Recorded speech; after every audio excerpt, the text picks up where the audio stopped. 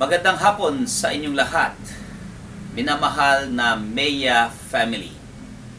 Pinapaabot ko ang aking pagbati sa inyong lahat at ganoon din ang aking pakikiusap upang ating suportahan ang ating fundraising and faith-raising strategy na movie premiere at movie blocking.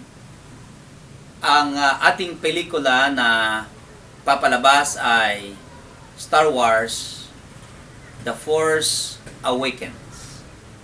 At para po sa karamihan, ito ay sa December 16, Wednesday po yan, alas 7 ng gabi, doon sa Mall of Asia.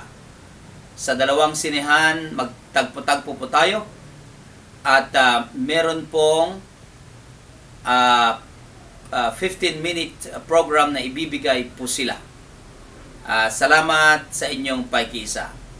Pinapakiusap ko rin sa mga taga RPace, taga Bulpak, taga Pampanga Philippines Annual Conference at West Middle Philippines Annual Conference. Magkakaroon din ng special showing dedicated lamang sa Manila Episcopal area.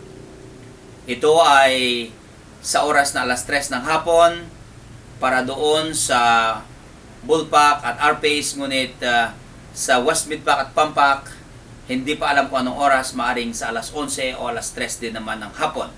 Ito ay sa SM Marilao, SM Baliwag, SM City Pampanga, SM Taytay at SM Masinag.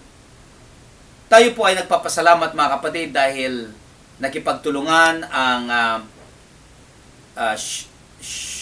SM, ang Showmart sa atin at binibigyan tayo ng magandang pagkakataon upang makipartner sa kanila.